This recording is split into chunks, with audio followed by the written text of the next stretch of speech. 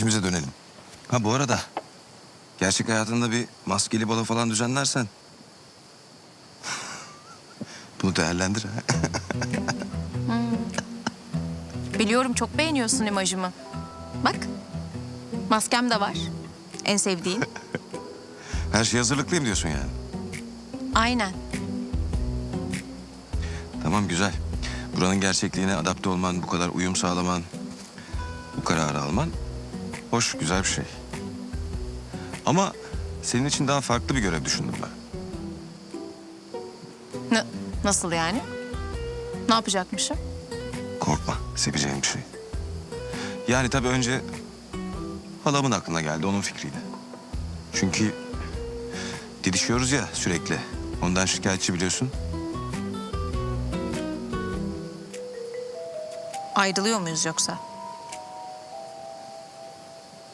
Bir dakika. Sen korkup kaçıyorsun ve halanı mı bahane ediyorsun? Cık. Sana hiç yakışmadı Yaman Demir. Sen böyle bana bakıyorsan kesin yine Him planlar yapıyorsundur ha. Söyle.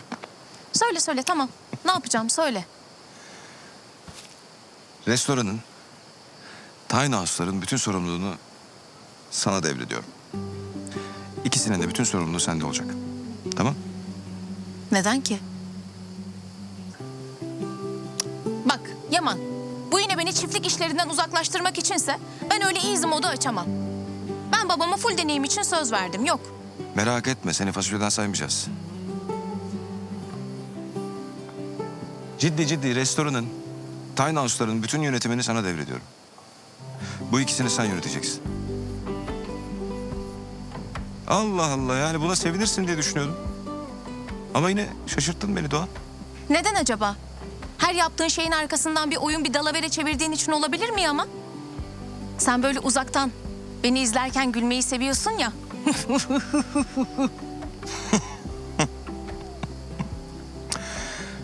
Buraya ilk geldiğin günlerde seni biraz zorladım. Tamam. Kabul, doğruya doğru. Ama şu an öyle düşünmüyorum. Gerçekten öyle bir niyetim yok. Şu an çiftliğin menfaatini her şeyin önüne koyuyorum. Gerçekten. Sen bu iki konuda fark yaratırsın bence. Samimiyim. Buna samimi olarak inanıyorsun yani. Kesinlikle. İnanıyorum tabii. Ama tabii bu senin birçoğu özelliğine gıcık olmadığımı düşündürtmesin sana, tamam mı? O geldiğin plazalar dünyasından, o sahte beyaz yakalılar dünyasından nefret etmediğimi düşündürtmesin sana. Oha. Bir kürek vereyim eline, aç bir kuyu, göm bizi. Yani bak, travmam var diye şey yapmayayım diyorum. Bastırmayayım diyorum, hatırlatmayayım diyorum Yaman, ama bir işe alınmadın diye nedir bu bütün sektöre olan nefretin gerçekten? Sen bırak şimdi benim travmalarımı, böyle karakter analizlerini falan filan da ana dönelim, ana. İşimize dönelim. Peki tamam, kabul. Tiny House'lar ve restoran bende. Alıyorum yönetimi. Ama bak, gerçekten yönetirim. Onda mutabık mıyız? Kesinlikle. Hem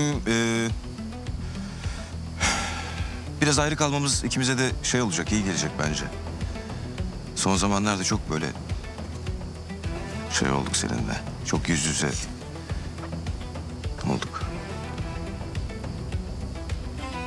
Bakayım.